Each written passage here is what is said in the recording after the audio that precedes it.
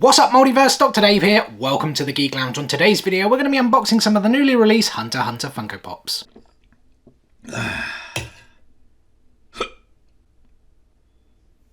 Alrighty guys, welcome back to another Funko Pop unboxing here on the channel. The Hunter Pops have finally released in the UK after being out for several weeks in the US. Having said that though, I did pick up the US stickered versions of Meruem and Kurapika. Meruem is a Chalice Collectibles exclusive that I picked up from DJ Collectibles, and Kurapika with the Scarlet Eyes is an FYE exclusive which I picked up from Double Box Toys. I'll give you guys quick spins of both of these as we have actually checked them out on the channel before. And we do have that Kilo of Skateboard coming out, or is it already out? I mean, it's definitely not out here in the UK, but is it out in the US? I can't entirely remember. It's a box lunch exclusive. I've got that on pre-order also with DJ Collectibles. But we have 4 new Hunter Pops to add to the collection today. We have the Moment, which we'll check out at the end. We also have the 3 new commons, Netero, Bisky and Kite. Let's take closer looks at these now. So first up we have Netero, or Chairman Netero, or even Isaac Netero if we are being a bit more formal, in this kind of praying, meditating, power generating type pose. I was trying to think, is this supposed to be the Rose Bomb? Because the base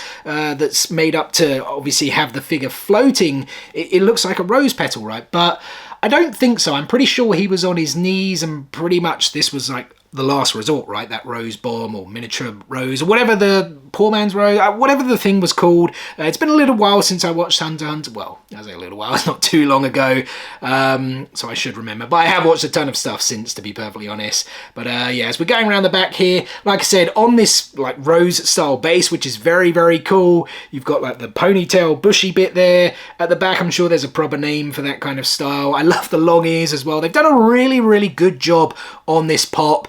In this like weird outfit he wears when he does arrive during that Chimera Ant arc, like essentially just wearing socks. It kind of reminds me of like a PE kit, games kit for anyone in the UK. I don't know, what do you guys call it in the US, by the way? Like, we call it PE, physical education. I don't know if you guys ever sports. Do you just call it sports maybe?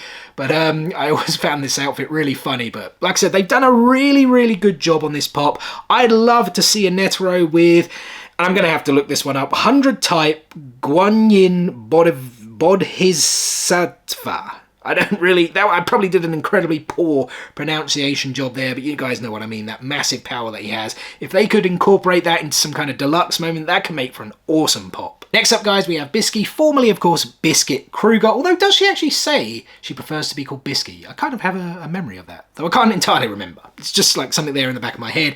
But yeah, this is a pretty basic one. It's still very cool, don't get me wrong. They've, again, got her on this like acrylic base. We're seeing this a lot with Funko Pops, but I'm guessing because of that massive ponytail at the back, there's probably a lot of weight to it, so that's why they've done this for support. But some of these do break. I have actually just got in my Buggy the Clown Hot Topic exclusive from One Piece, and like a lot of people's, mine is broken sadly. But let's get like the negativity there straight out the way. As I said, the ponytail, just the one ponytail, of course, because she does actually get the other one, like when she has pigtails, that of course gets cut off quite early on in the Greed Island arc. She essentially becomes like the mentor, trainer, sensei, I don't know what the best term is, of Gon and Killua, certainly during that Greed Island arc anyway. But yeah, this is her in a kind of basic form, those hands together. It's still a very cool looking bob. I'd love for them to make her true form, at least I think that was her true form, right, where she's like big and buff essentially. They've done a buffed Chopper Funko Pop from One Piece, so why can't we get a buffed or true form Biscuit Kruger? That would look pretty cool. And then guys, we have Kite with his awesome badass scythe. He of course has the crazy slots ability. He's a conjurer, so he conjures these weapons with this crazy slot ability, and it actually gives him a random weapon. I think he actually had 9 slots if I do recall, but I think we may have only seen 3 of them, and this is the number 2 one. You can see the number 2 there on the tongue of, did the clown have a name? Or was he just called Crazy Slots? I can't entirely remember.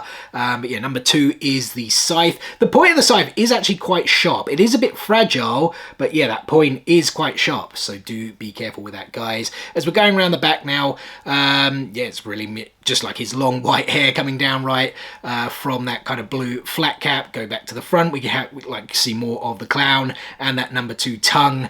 Yeah, again, like a really, really cool pop. I have to say, like with Kite, I liked the character and I really liked this ability, but I just don't feel like the time frame between him meeting Gon and Killua and then like what kind of happens to him and then sets them off on their path of vengeance or whatever, I just don't feel like the time and the relationship build and everything, there wasn't enough there for me personally. And that's like probably my only criticism of Hunter x Hunter, because I think the show's absolutely amazing. The world building is stunning, like the complex Nen system, the like creating that whole game for Greed, for the Greed Island arc, like the amount that goes into this, absolutely unbelievable.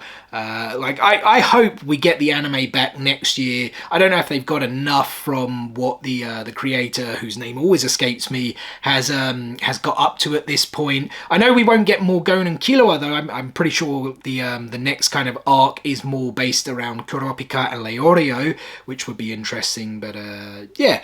Back to Kite though, there is actually one other Funko Pop of him currently available. And that's this one with the gun. Was it like a carbine assault rifle? Something like that, kind of remembering off the top of my head, which is actually his number 4 weapon. It's got like exclusivity to Virgin Megastore, which I think was like in the United Arab Emirates or something like that. We used to have Virgin Megastore over here in the UK, but we don't anymore. And I still don't think it's been announced who this is going to in the US. I mean, I don't know if you guys have Virgin Megastore over there, but yeah, the announcement for this was quite a while ago, so I like haven't heard anything else since.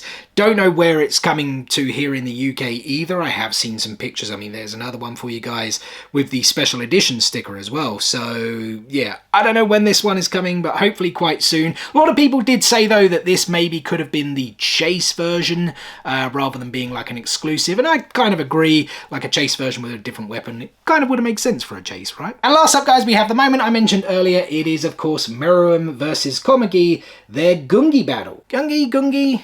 Is it Gungi? You know what, I'm really crap with my pronunciation, so I'm just going to shut up, but it is of course their battle, as I said. A really cool moment. I think they've done this really well, you know, kneeling, well, Komagi is kneeling and Meruem sitting there on the pillows on the palace floor as they are playing this game of Gungi Gungi, whatever it's called, or the correct pronunciation. I'm pretty sure that's what the game is called. It's just my pronunciation, like I said, is always a bit rubbish. As we're going around here, you can see the pieces there on the board, which, like, it's really cool. I think, well, the side tables, when they've, like, taken the piece, is that what that was? And then they pop it on the side table. You've got her walking stick there. We, of course, can see Meruem's tail.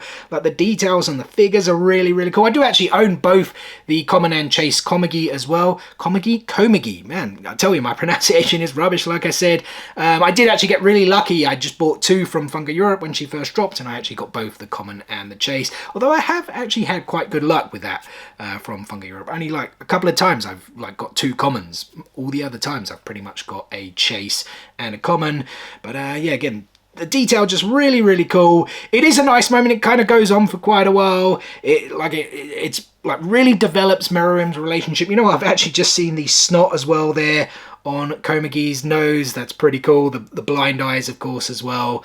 Yeah, just a really cool moment. As I was saying, yeah, it's like a big moment in like Meruem's growth as a character, right? And essentially, they kind of fall in love to an extent, right? At least that's kind of what I gathered from the whole thing. I don't know if anyone else has any kind of different thoughts on that, you know, like towards the end of the Chimera Ant arc, right? But like I said, cool moment. There's still, like, I think other really cool Hunter x Hunter moments we could get. Off the top of my head, obviously Meruem versus Netero could be cool. Gon, when he, I can't even remember what that form was, where he like ages himself and battles Pito. That could be like a really cool moment. Speaking of Pito, actually, she still hasn't released over here in the UK, which is really annoying because she's been out in the US for quite a while. Funko Shop exclusive. Hopefully she does drop soon, so I can add that one to my collection as well. I actually forgot about her off the top of my head.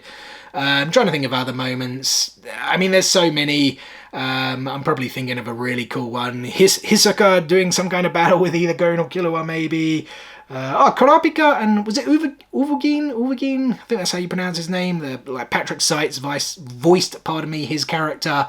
That could be a cool moment, but yeah, I think they're just kind of getting started on Hunter x Hunter, although, like, if the show was to come back, I think they would make a bigger push for more Funko Pops because it is very popular and it's such a cool show. And that's all our Funko Pops unbox for today, guys, meaning that is going to do it for today's video. First and foremost, thank you so much for taking a little bit of time out of your day to spend with me here on the Geek Lounge. It is very much appreciated, and I hope you guys did enjoy the video. If so, be sure to give it a thumbs up. Drop some comments below. Out of all the newly released Hunter Funko Pops, which one is your favourite, and which Hunter Funko Pops would you guys love to see made? And as always, we've got plenty more content on the way for you guys. More Funko Pops, more card openings, statues, Legos, figures, tons more coming for you guys, so make sure you stay tuned for all of it and more. What is the easiest way to stay tuned, you ask? It's very simple. Subscribe. Hit click, smash that subscribe button and enable those notifications so you don't miss out on any of that future content. Guys, thanks again for watching today's video, and we'll see you on the next one. Peace out, nerds!